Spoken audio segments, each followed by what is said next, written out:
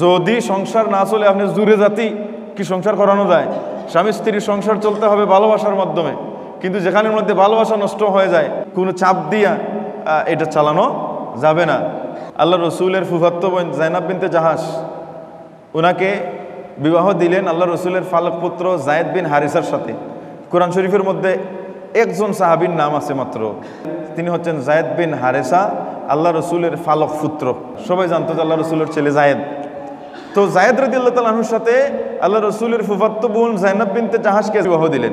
কিছুদিন চলার পরে দেখা গেল যে জাইনাব স্বামী হিসেবে ওনাকে মেনে নিতে পারছেন না। আল্লাহ রসুলকে এসে প্রস্তাব দিলেন যে আমি তার সাথে সংসার করতে পারবো না। আল্লাহ রসুল তাদের মধ্যে বিচ্ছেদ ঘটাইয়া দিলেন। যদি সংসার না চলে আপনি জুড়ে জাতি কি সংসার করানো যায়? স্বামী স্ত্রীর সংসার চলতে হবে ভালোবাসার মাধ্যমে, কিন্তু যেখানের মধ্যে ভালোবাসা নষ্ট হয়ে যায় কোনো চাপ দিয়া এটা চালানো যাবে না।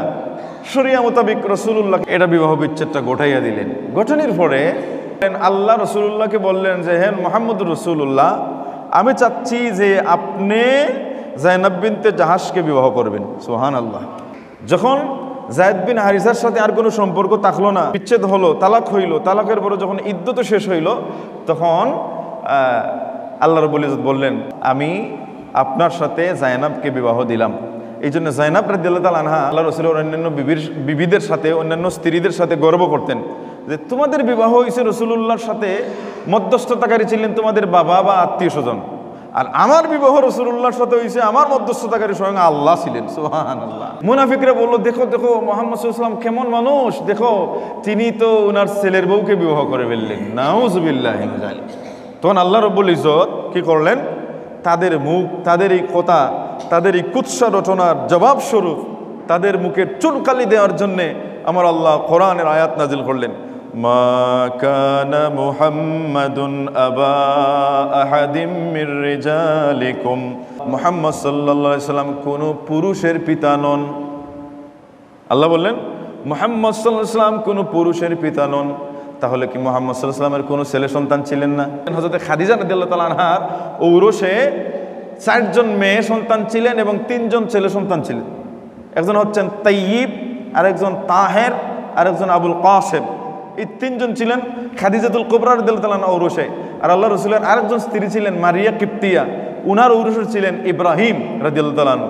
তাহলে তো আল্লাহ রাসূলের ছেলেরা ছিলেন ইব্রাহিম রাদিয়াল্লাহু তাআলা আনহু, তিনি দুধপানরত অবস্থায় ইন্তেকাল করেছেন। আর খাদিজা রাদিয়াল্লাহু তাআলা আনহার ঔরসে যে ছেলে এসেছিলেন তাইয়িব, তাহের, আবুল কাসেম, এরা সবাই শিশু অবস্থায় ইন্তেকাল করেছেন। এরা তাহলে আল্লাহ রসুলের ছেলে সন্তান ছিলেন, ছেলে সন্তানের বাবা ছিলেন, দুধপানরত অবস্থায় ইব্রাহিম ইন্তেকালের করেছেন। তারপরে আল্লাহ যে বললেন মা কানা মুহাম্মাদুন আবা আহাদিম মির রিজালিকুম। রাজুলুন বলা হয় বিবাহের বয়সে উপনীত পুরুষকে রাজুল বলা হয়। আর আল্লাহ মা কানা মুহাম্মাদুন আবা আহাদিম মির রিজালিকুম বলে ইহা বোঝাতে চাচ্ছেন যে হে মুনাফিকরা, তোমরা আমার রসুলকে অপবাদ দিতেছো, আমার রসুল ছেলের বউকে বিবাহ করে ফেলছেন।